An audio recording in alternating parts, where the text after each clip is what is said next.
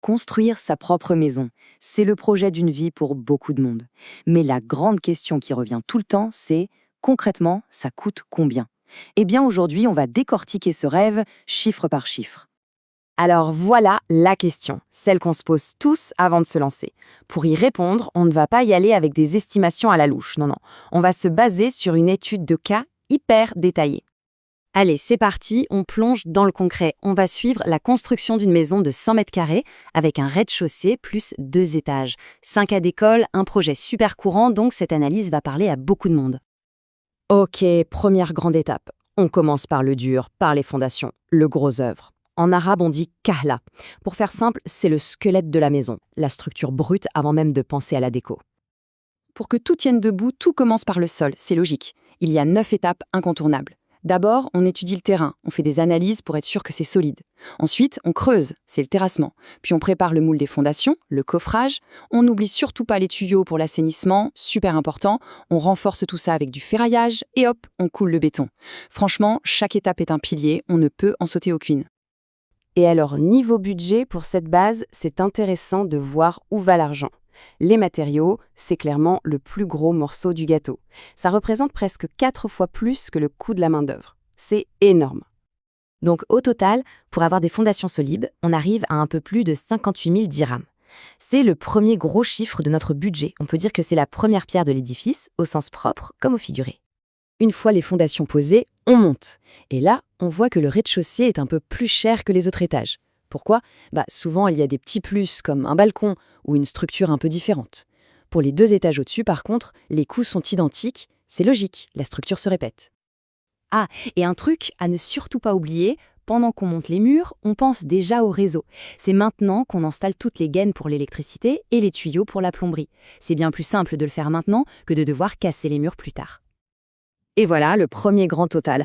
Pour le gros œuvre, donc la maison brute, murs, plancher, toit, tout y est, on arrive à presque 351 000 dirhams. On a le squelette, mais on est encore loin d'un endroit où on peut poser ses valises. Bon, maintenant, on passe à la partie la plus excitante, je trouve, les finitions. C'est là que le tas de béton commence à ressembler à une vraie maison, un chez-soi. Alors, les finitions. Qu'est-ce que ça inclut?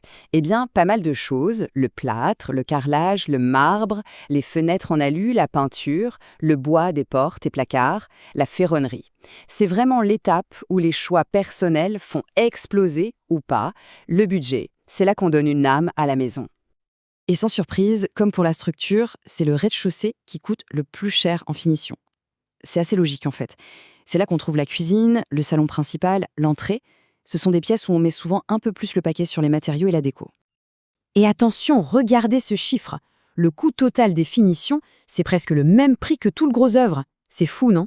Ça montre bien à quel point cette étape est un énorme poste de dépense. C'est la partie qui transforme tout, mais c'est aussi là que le budget peut déraper si on ne fait pas attention. Allez, roulement de tambour, c'est le moment de tout additionner. On va enfin connaître le coût total de notre maison. Alors, on récapitule. On a d'abord le gros œuvre, la structure, pour un peu plus de 350 000 dirhams. Ensuite, on a les finitions, pour presque 338 000 dirhams. On voit bien que c'est du 50-50, c'est assez impressionnant. Ce qui nous amène au grand total de un peu moins de 700 000 dirhams. Voilà, c'est le budget global pour cette maison de 100 mètres carrés sur 3 niveaux, du tout début à la toute fin. Pour que ce chiffre soit encore plus parlant, ramenons-le au mètre carré. Pour la maison brute, on est à environ 880 dirhams le mètre carré, mais une fois qu'on ajoute les finitions, eh bien ça double tout simplement. On passe à 1740 dirhams. Ça montre noir sur blanc le poids des finitions. Alors, attention, une petite note très importante. Ces chiffres, c'est hors taxe. Il faut donc penser à rajouter la TVA. Et puis, on le sait, les prix des matériaux, ça bouge tout le temps. Donc, un bon conseil, c'est de toujours prévoir une petite marge. Disons 8 à 10% pour les mauvaises surprises. Vaut mieux être prudent. Voilà, maintenant les chiffres sont sur la table, c'est beaucoup plus concret.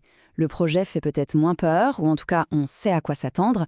La question maintenant, ce n'est plus combien ça coûte, mais peut-être, ok, par quoi je commence? Et c'est là que la vraie aventure débute.